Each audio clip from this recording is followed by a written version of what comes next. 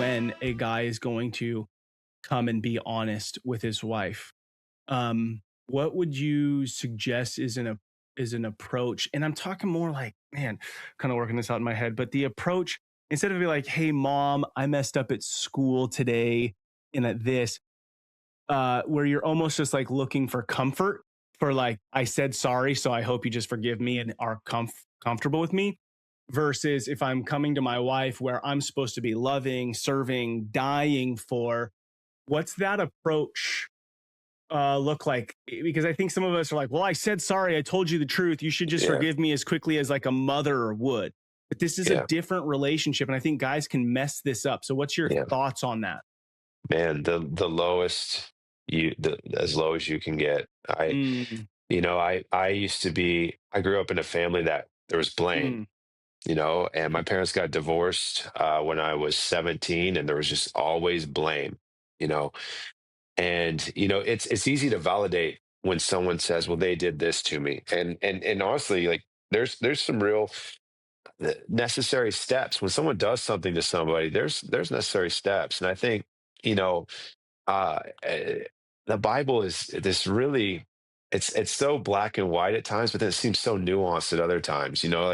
Like for instance, Jesus says if you marry a divorced woman and she didn't get divorced for sexual morality, then you're an adulterer. And it's mhm, these crazy things. But then I just know that if I saw I, I don't think Jesus would just sit there and watch some wife get the crap beat out of her every mhm. day, and her. But it's just but the Jesus didn't say that, and so there's this moment like, man, where in the world do um where do we go with those types of intense things? And I just think men are really poor at getting low and humbling themselves. Mhm, Like mhm, I've never beat my wife or my kids, which I'm very grateful to say, and that's not why I was using that story of Jesus. I just think that in our lives as men, we blame. For instance, mhm. we when if I have a sexual addiction or a porn issue or let's say I've committed adultery, a physical action with another woman, and I say I did this, so I viewed porn, or I did this in the shower, I had this interaction with this woman, Yeah.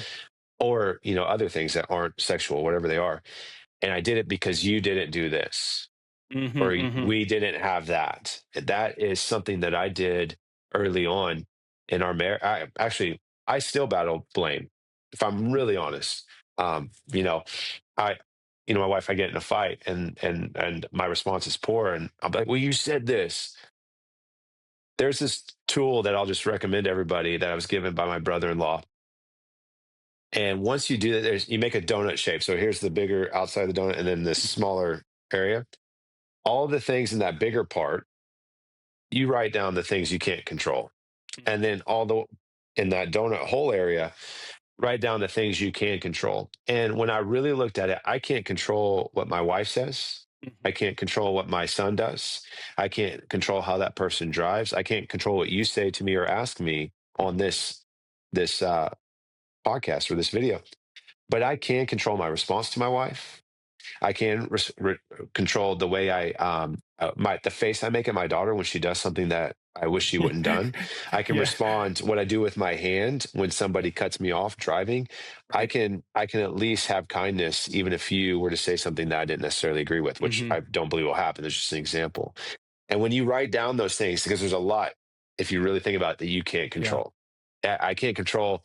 I can't control what my kids do on the computer when I can a little bit because I have software on all of our computers. But I'm just saying Yeah. they You can can do what you text can do. somebody. You can Yeah. do what you can do.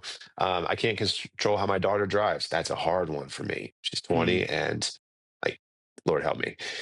But I can control, like, hey, how was your day today? My response, my questions I ask her, hey, what was it like? Or you had a date last night. How was your date? Mhm. These things, and actually control my connection, or my conversation, or my responses, my facial um, responses, which speak loudly.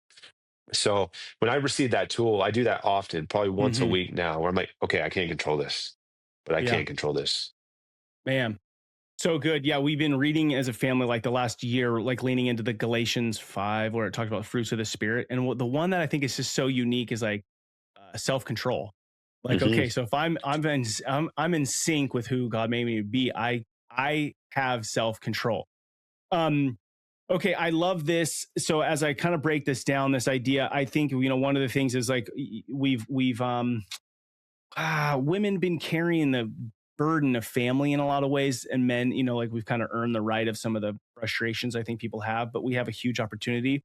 But I love this, instead of blame, which is exactly what Adam did, right? He blamed God, Yeah. blamed Eve, just to say, because I think sometimes if I'm going to come say, hey, I struggled with X, Y, or Z, I'm almost coming as a victim. Like, this happened to me Yeah. and I'm the victim and I need You chose you it. to Yeah. support me in this. Whereas, like, yo, you know what? I'm going to own this because I did Yeah. it. I hurt you.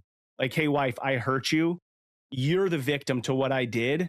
And Yeah. I am really, really sorry. If we could take that approach to it, getting that stuff in the light, I think we walk away feeling more manly because we owned it. We died to it instead of wanting her to die to something which wasn't what she was called to do.